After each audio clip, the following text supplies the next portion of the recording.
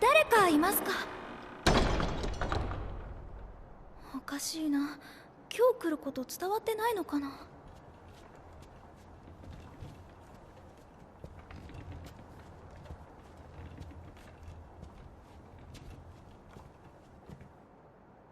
すみませ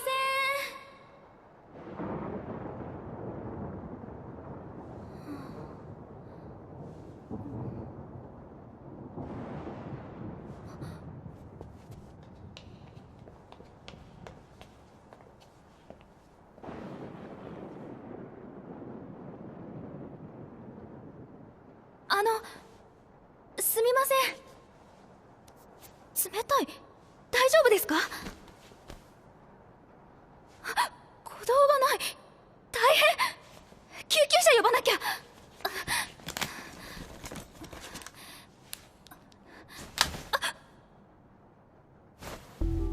うるせえ。人んちでギャーギャー騒ぎやがって。生きてる。当たり前だろ。俺様を何だと思ってんだよ。だって心臓動いてなかった。何って決まってんだろ。お前をいただくんだよ。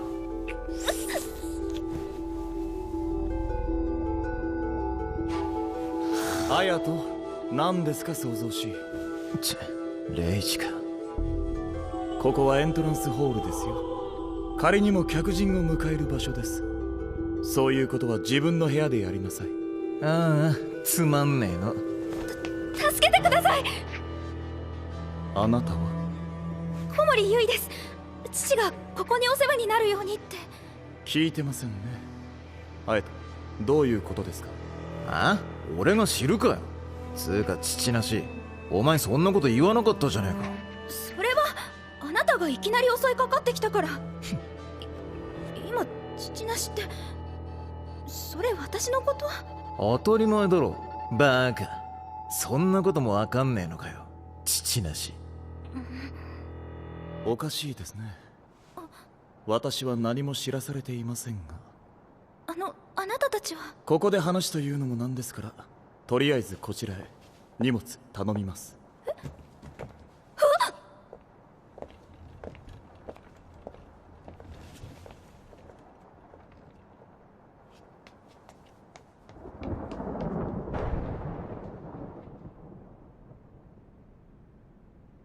ではまずは礼儀として勝手に上がり込んだあなたのことから話してください。はい。おやおやおや、こんなところに可愛い人間の女の子だって。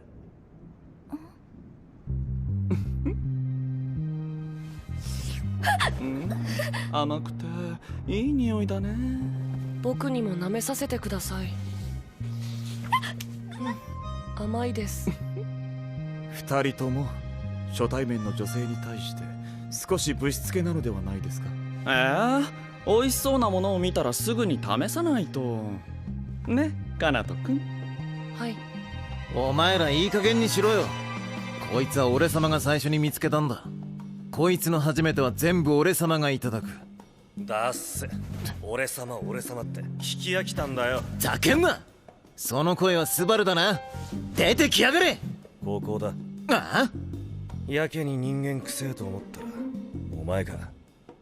貴重な睡眠時間をどうしてくれるんだ？どこから入ってきたんですか？俺が先に聞いてんだ。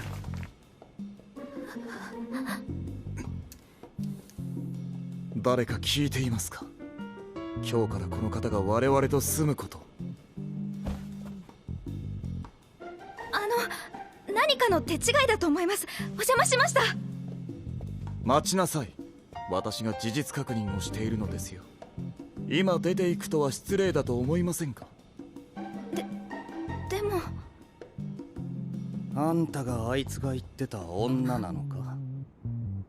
シュウ、お前こいつのことなんか知ってんのか？まあじゃありませんよ。きちんと説明してほしいです。あいつがこないだ連絡してきて、教会からの客人が来るので丁重にもてなせと。はあ？つうことは父なしは花嫁候補ってことか。そういうことですか。花嫁っていうか生贄だよね。あと殺すなとも言ってたな。へえ、じゃあその子とは長く付き合えそうだね。どうやら間違いなかったようですし、きちんと紹介しましょう。あそこにいるのが長男の柊、私が次男のレイジ、三つ子の綾と、次は逃がさねえからな。カナと、また味見させてください。ライト、よろしくね、ビッチちゃん。そして末のスバルです。めんどくせ。でも何かの間違いじゃ。花嫁とか全然聞いてないし、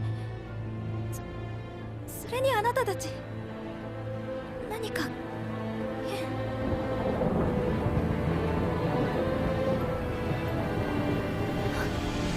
私父に連絡を。私の携帯返してください。どうすっかな。返してお願い。何を。こうするんだよ。ひどい。うせ。まあまあビッチちゃん、これからは僕らと仲良くするんだから携帯なんて必要ないよね。僕さっきからお腹ペコペコなんですよ。ほんと美味しそうな匂いしてるね、ビッチちゃん。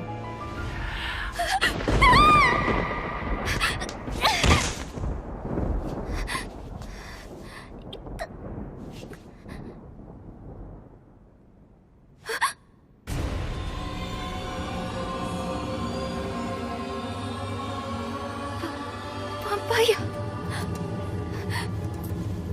これでも食らえ。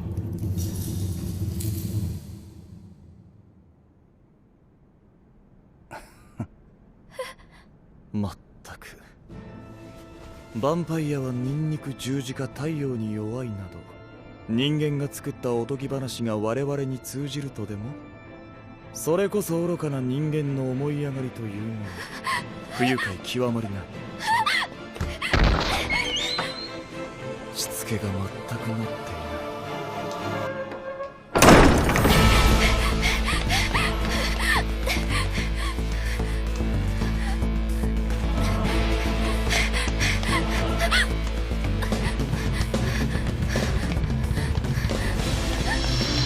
壊してあげる。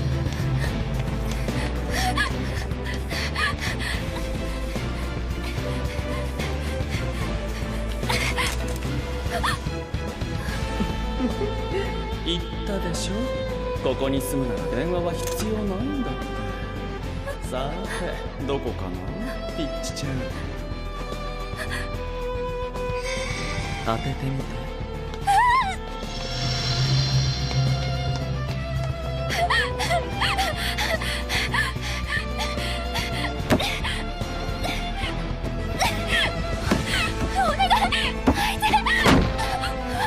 どこ行こうってんだよ。こっからはお待ちかねの絶叫タイムだ。思いっきり泣き叫んで俺を楽しませろよな。どうせもう逃げられねえんだからよ。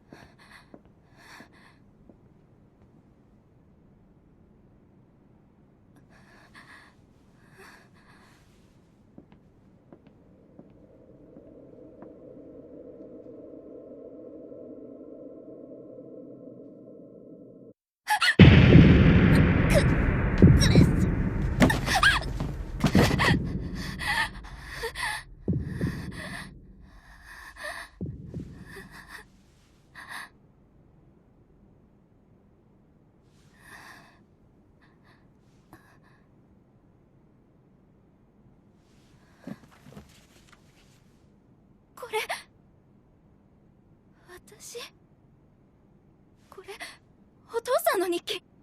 どうしてユイは私に幸せをくれる。もはや自分の子ではないという事実は何の意味も持たない。大事な授かり物に日々感謝するのに。どういうこと？私お父さんの子じゃないの。なんでお父さんの日記がここにあるの？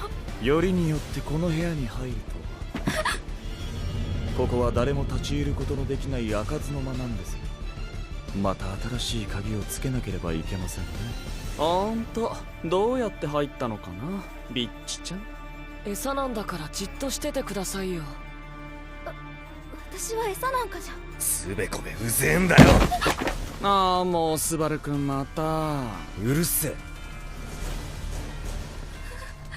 その顔最高にそそるな。僕もいただいちゃおうかな。僕も舐めたいです。あなたが把握しなければならないことはただ一つ。我々から決して逃げられないということです。相変わらず回りくどい言い方だな。逃げたら殺すって言やいいんだよ。やめもうやめて。悪い、俺が倒した。よう父なし。覚悟はいいか。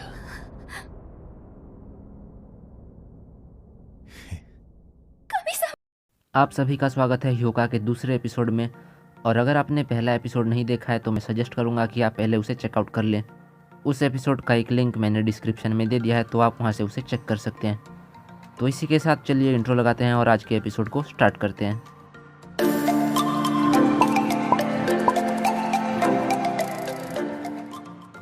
शुरुआत में हम देखते हैं एक श्राइन के ब्यूटीफुल इमेजेस जो कि होतारो के घर के सामने का है। उसके बाद सुबह के 7 बज रहे हैं और होतारो के स्कूल जाने का वक्त हो गया है। होतारो अपने स्कूल जाने के लिए तैयार हो रहा है, मगर उसके दिमाग में उसकी बहन ने जो चिट्ठी भेजी थी उसकी सारी बातें चल रही हैं। कुछ देर बाद होतारो स्कूल के लिए निकलता है और हम उस चिट्ठी को देखते हैं जहाँ पे उसकी बहन का नाम लिखा हुआ है ओरेकी तोमोए। इसके बाद आता है ह्योका का ओपनिंग सॉन्ग। अगर आप ये ओपनिंग सॉन्ग सुनना चाहते हैं तो इसका भी मैंने एक लिंक डिस्क्रिप्शन में दे दिया है, आप चेक कर सकते हैं। अब हम होतारो के स्कूल में पहुंच गए हैं जहां पे हम देखते हैं कि होतारो के सारे क्लासेस ख़त्म हो गए हैं और वो क्लब के अंदर आता है। क्लब ज्वाइन किए हुए अब होतारो को 1 महीने हो गए हैं और वो यहाँ पे बहुत कंफर्टेबल फील करता है। क्लब रूम के अंदर होतारो से पहले चिटांडा थी और जब होतारो वहाँ पे आता है तो चिटांडा उसे कुछ चॉकलेट्स ऑफर करती है। होतारो उन चॉकलेट्स को खाकर काफ़ी ज़्यादा एंजॉय करता है और वो दोनों उसके बाद कुछ किताबें पढ़ने लगते हैं। ऐसे करके कुछ समय बीत जाता है और साइलेंस को तोड़ने के लिए चिटांडा एक बात छेड़ने की कोशिश करती है, मगर होतारो एक जोक से उसे टालना चाहता है जिसमें कि वो अनसक्सेसफुल रहता है। चिटांडा होतारो से ये कहती है कि उन्हें स्कूल के बाद कुछ करना चाहिए। होतारो को इसका मतलब समझ में नहीं आता है, तो वो एक्सप्लेन करती है कि एक क्लब होने के नाते उन्हें स्कूल के लिए कुछ कंट्रीब्यूट करना चाहिए। चिटांडा होतारो से एक रिक्वेस्ट करती है जो कि ज़्यादातर ऑर्डर की तरह लगता है और वो बोलती है कि उन्हें एक एंथोलॉजी पब्लिश करनी चाहिए अपने स्कूल के कल्चरल फेस्टिवल में जो कि अक्टूबर के महीने में है। एंथोलॉजी का मतलब है एक किताब जिसमें कि काफ़ी सारे पॉइंट्स रहते हैं और छोटी छोटी स्टोरीज रहती हैं। अगर आपने गेस कर लिया होगा तो होतारो को ये करने का बिल्कुल भी मन नहीं है, मगर चिटांडा उसे काफ़ी ज़्यादा फोर्स करती है और बोलती है कि पिछले 40 साल हो गए हैं क्लासिक लिटरेचर क्लब के मेंबर्स हर साल एक एंथोलॉजी पब्लिश करते हैं। ये सुनकर होतारो समझ जाता है कि वो चिटांडा से जीत नहीं सकता है और वो उसकी हाँ में हाँ मिला देता है। इसके बाद जब होतारो पूछता है कि वो लोग एंथोलॉजी में आखिरकार पब्लिश किया करेंगे तो चिटांडा बोलती है कि उसे नहीं पता। इस प्रॉब्लम को सॉल्व करने के लिए वो लोग अपने क्लब रूम में कुछ पुराने एंथोलॉजिस्ट ढूंढने की कोशिश करते हैं जिसमें कि वो लोग असफल रहते हैं। ऐसा करते हुए अब काफ़ी वक्त बीत गया है और होतारो काफ़ी ज़्यादा थक गया है, मगर चिटांडा के दिमाग में एक नया आइडिया आता है और वो होतारो को पकड़ के लाइब्रेरी की ओर ले चलती है। लाइब्रेरी की ओर बढ़ते हुए होतारो को याद आता है कि आज शुक्रवार है और आज उसे लाइब्रेरी बिल्कुल भी नहीं जाना चाहिए। लाइब्रेरी में सबसे पहले इंट्रोडक्शन होता है मायाका इबारा का, जो कि वहाँ की लाइब्रेरियन है और होतारो की चाइल्डहुड फ्रेंड भी है। मगर होतारो और मायाका के बीच में कभी भी बात नहीं बनती है और वो दोनों काफ़ी ज़्यादा झगड़ा करते हैं। इसके साथ साथ होतारो के दिन को और भी बिगाड़ने के लिए वहाँ पे सातोशी भी मौजूद है। सातोशी जैसे ही आता है वो सबसे पहले मायाका के ऊपर एक भयानक जोक मारता है और ये सुनकर मायाका उससे बिल्कुल भी खुश नहीं है। उन दोनों की हरकतों को देखकर चिटांडा को कुछ अजीब सा लगता है, तो होतारो उसे समझाता है कि मायाका बचपन से ही सातोशी को बहुत चाहती है, मगर सातोशी उस पर ज़रा सा भी घास नहीं डालता है। इसके बाद हम अपने मेन मुद्दे पर आते हैं और चिटांडा मायाका से पूछती है कि क्या उन्हें लाइब्रेरी में पुराने एंथोलॉजीज मिल सकते हैं। थोड़ा सोचने के बाद मायाका उन्हें जवाब देती है कि लाइब्रेरी में तो कोई भी एंथोलॉजीज नहीं है, मगर उन्हें आर्काइव्स में ज़रूर मिल सकती हैं। मगर यहाँ पे एक और दिक्कत है, क्योंकि अभी आर्काइव्स में मीटिंग चल रही है। ये सुनने के बाद होतारो काफ़ी ज़्यादा निराश हो जाता है और मायाका उससे कहती है कि यहाँ पे तुम्हारी ज़रूरत भी नहीं है। इस बात का फ़ायदा उठाकर होतारो वहाँ से चले जाने की कोशिश करता है, मगर एन वक्त पर सातोशी एक मिस्ट्री की बात छेड़ देता है, जिससे चिटांडा की क्यूरियोसिटी काफ़ी ज़्यादा बढ़ जाती है और उस मिस्ट्री को जानने के लिए और उसे सॉल्व करने के लिए वो होतारो को वहाँ से बिल्कुल भी जाने नहीं देती है। अब वो चारों लाइब्रेरी में बैठकर उस मिस्ट्री के बारे में डिस्कशन करते हैं। मिस्ट्री को एक्सप्लेन करने के लिए मायाका एक मोटी सी किताब लाती है और वो बोलती है कि हर शुक्रवार को, जिस दिन वो लाइब्रेरियन का काम संभालती है, इस किताब को रिटर्न किया जाता है। वो कहती है कि पिछले 5 हफ्तों से सिर्फ यही हो रहा है इस किताब के साथ। ये सुनकर होतारो को कुछ भी अजीब नहीं लगता है, तो मायाका उसे समझाती है कि लाइब्रेरी का लोन पीरियड 2 हफ्ते का है, इसीलिए हर हफ्ते एक ही किताब को लौटाने का कोई मतलब नहीं बनता है। इसके बाद वो लोग उन स्टूडेंट्स के नाम को देखते हैं जिन्होंने इस किताब को लिया था और वहाँ पे उन्हें एक अजीब बात पता चलती है कि हर हफ्ते एक अलग स्टूडेंट ने इस किताब को लिया था।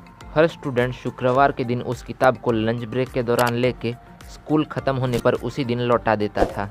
ये सब होने के बाद सातोशी चिटांडा से पूछता है कि क्या वो इस मिस्ट्री के बारे में जानना नहीं चाहती है, और चिटांडा काफ़ी ज़्यादा एक्साइटेड हो जाती है और होतारो को इतना ज़्यादा फोर्स करती है उस मिस्ट्री को सॉल्व करने में मदद करने के लिए कि होतारो आखिरकार मान ही जाता है। इसके बाद होतारो अपना दिमाग दौड़ाता है और सोचने की कोशिश करता है इस किताब के पीछे का सीक्रेट क्या है। थोड़ा सोचने के बाद होतारो एक कंक्लूजन पे पहुंचता है कि अगर किताब को लंच ब्रेक के दौरान लेके स्कूल बंद होने पर लौटा दिया जा रहा है तो उसे बिल्कुल भी पढ़ा नहीं जा सकता है किसी स्टूडेंट के द्वारा, क्योंकि उस वक्त उनके पास बहुत छोटा सा ब्रेक रहता है और बाकी वक्त क्लासेस चल रहे होते हैं। इस बात से ये तो क्लियर हो गया है कि किताब को पढ़ने के लिए यूज़ नहीं किया जा रहा है, बल्कि किसी और काम के लिए यूज़ किया जा रहा है। उसके बाद वो लोग फिर से उन नाम को देखते हैं जिन्होंने इस किताब को बोरो किया था, और मज़े की बात यह है कि वो सारी की सारी लड़कियां हैं और वो क्लास D, E या F की हैं और वो सारे सेकंड ईयर की हैं। ये सुनने के बाद होतारो बोलता है कि इस किताब के साथ 2 चीज़ें हो सकती हैं। पहला, वो सारी की सारी लड़कियां एक दूसरे को नहीं जानती हैं और ये सिर्फ एक कोइंसिडेंस है कि वो लोग किताब को ले रही हैं हर हफ्ते। और दूसरा ये है कि वो सारी की सारी लड़कियां एक ग्रुप में हैं और वो लोग किताब को जानबूझकर ले रही हैं। होतारो का पहला ओपिनियन काफ़ी ज़्यादा इम्पॉसिबल लगता है, इसीलिए वो उसे ड्रॉप कर देते हैं। अब होतारो एक अच्छे कंक्लूजन में पहुंचकर कहता है कि इस किताब को एक सिग्नल की तरह यूज़ किया जा सकता है। अगर इस किताब को सीधा लौटाया जाए तो हाँ, और उल्टा लौटाया जाए तो ना। मगर उसका ये भ्रम जल्दी ही टूट जाता है जब वो लोग देखते हैं कि जहाँ पे किताब रिटर्न किए जाते हैं वो जगह कितनी गंदी है। अब होतारो सोचता है कि इसके आगे क्या करना है और वो कुछ समझ नहीं पा रहा है। तभी अचानक से चिटांडा उस किताब के पास पहुँचती है और बोलती है कि इससे एक अजीब सी स्मेल आ रही है। बाकी सब उसे सूंघ कर देखते हैं मगर उन्हें कुछ पता नहीं चलता है और चिटांडा बोलती है कि इससे पेंट थिनर की स्मेल आ रही है। ये सुनते ही होतारो समझ जाता है कि आखिरकार इस किताब के साथ क्या हो रहा है। वो चिटांडा से एक जगह पर जाने के लिए पूछता है और चिटांडा जाते समय उसका हाथ पकड़कर उसे ले जाने की कोशिश करते हैं, मगर होतारो मना कर देता है। ये देखकर सातोशी कहता है कि तुम्हें होतारो की हर बात नहीं माननी चाहिए क्योंकि ये बहुत काम का आदमी है, इसीलिए इसे भी अपने साथ ले जाओ। ये सुनकर होतारो सातोशी से काफ़ी ज़्यादा गुस्सा हो गया है और उसी वक्त मायाका बोलती है कि वो भी होतारो के साथ जाएगी। वो तीनों अब एक साथ चलते हैं, मगर किसी को तो लाइब्रेरी में रुकना पड़ेगा वहाँ का काम देखने के लिए, और ये काम सातोशी को करना पड़ता है। ये देखकर होतारो के मन में जो बदले की आग थी वो बुझ जाती है और वो तीनों चल देते हैं उस जगह की ओर। वहाँ से जाते समय चिटांडा होतारो से पूछती है कि वो लोग कहाँ जा रहे हैं, और होतारो कहता है कि वो लोग आर्ट रूम की ओर जा रहे हैं। इसके बाद होतारो एक्सप्लेन करके कहता है कि अगर किताब को किसी लंच ब्रेक या छोटे ब्रेक के दौरान यूज़ नहीं किया जा रहा है तो उसे सिर्फ क्लास के अंदर ही यूज़ किया जा सकता है। और यहाँ पे एक मज़े की बात यह है कि वो सारी की सारी लड़कियाँ सेकेंड ईयर की हैं और वो लोग क्लास डी, ई या एफ़ की हैं। ये सुनकर चिटंडा कहती है कि इस किताब को अब सिर्फ कंबाइंड क्लास में यूज़ किया जा सकता है और उनके स्कूल में सिर्फ कुछ ही कंबाइंड क्लास होते हैं जिसमें जिम और आर्ट क्लास है। मगर मायाका को अभी भी एक डाउट है कि उस किताब को हर हफ्ते क्यों रिटर्न किया जाता है। तब होतारो कहता है कि उतनी बड़ी किताब को घर लेने से अच्छा है कि हर हफ्ते उसे लाइब्रेरी से बोरो किया जाए। जैसे ही वो लोग आर्ट रूम के करीब पहुंचते हैं तो चिटंडा बोलती है कि उसे फिर से पेंट थिनर की स्मेल आ रही है और वो तीनों अंदर देखते हैं तो पता चलता है कि वहाँ पे कई सारी पेंटिंग है जिसमें वही सेम किताब की तस्वीर है। होतारो कहता है कि उस किताब को हर हफ्ते लंच ब्रेक के दौरान लेके वो लोग आर्ट क्लास में एक रेफरेंस की तरह यूज़ कर रहे थे।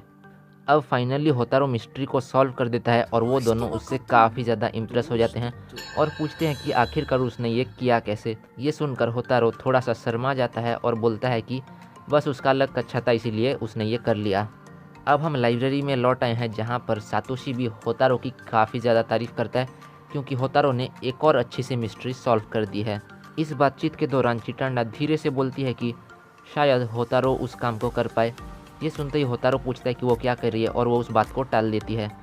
इसके बाद सातोशी, मायाका और चिटंडा बातें करने लगते हैं और ये देखकर होतारो को उनके अंदर कुछ अलग लगता है। होतारो कहता है कि उसे उनकी तरह नहीं बनना है, मगर होतारो को ये नहीं पता कि उनके और उसके बीच में डिफरेंस क्या है।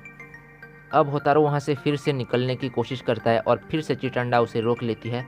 तब होतारो को याद आता है कि उन्हें वहाँ से एंथोलॉजी के बारे में पूछना है। कुछ वक्त बाद वो टीचर आती हैं जो कि लाइब्रेरी का काम देखती हैं और सातोशी उनसे पूछता है कि क्या उनके पास क्लासिक लिटरेचर क्लब की पिछले साल की एंथोलॉजीज मौजूद हैं। वो टीचर कहती हैं कि उनके आर्काइव्स में भी पुराने एंथोलॉजीज नहीं हैं और अगर होती तो उन्हें ज़रूर याद होता। ये सुनकर चिटंडा का दिल टूट जाता है और होतारो वहाँ से निकल लेता है और जाते समय चिटंडा फिर से कुछ भड़बड़ाती है और जब होतारो फिर से पूछता है तो वो मना कर देती है। अगले सीन में हम देखते हैं कि आज रविवार का दिन है और सुबह के 10:30 बज रहे हैं। इस वक्त होतारो के घर में एक फ़ोन कॉल आता है और होतारो जब उसे उठाता है तो पता चलता है कि चिटंडा ने कॉल किया है। होतारो जब चिटंडा से कॉल करने की वजह पूछता है तो चिटंडा कहती है कि वो होतारो से एक कैफ़े में मिलना चाहती है। इसके बाद हम एक कैफ़े में पहुंच गए हैं जहां पर वक्त हो रहा है 1:25 और होतारो वहां पे काफ़ी देर से इंतज़ार कर रहा है। काफ़ी देर इंतज़ार करने के बाद चिटंडा वहां पे आती है और चिटंडा को देख के होतारो का मुंह बस खुला ही रह जाता है।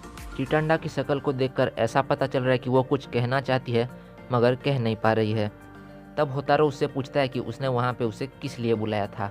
ये सुनकर चिटंडा बात को बदलने की कोशिश करती है तो होतारो गुस्सा हो जाता है और वहाँ से चले जाने का नाटक करता है और कहता है कि उसने उसका संडे बर्बाद कर दिया है। तब चिटंडा उसे माफ़ी मांगती है और बैठने के लिए कहती है। चिटंडा की हरकतों को देखकर होतारो उससे सवाल करता है कि क्या ये एक कन्फेशन है। ये सुनकर चिटंडा एक गहरी सांस लेती है और होतारो से कहती है कि ऐसा ही कुछ समझ लो। आज का एपिसोड तो यहीं पे ख़त्म हो गया और आगे क्या होने वाला है वो तो हमें अगले एपिसोड में पता चलेगा। वीडियो को यहाँ तक देखने के लिए आपका शुक्रिया और अगर ये वीडियो पसंद आया हो तो लाइक करना और अपने दोस्तों के साथ ज़रूर शेयर करना और ऐसे और वीडियोस के लिए चैनल को सब्सक्राइब ज़रूर करना। Thanks for watching.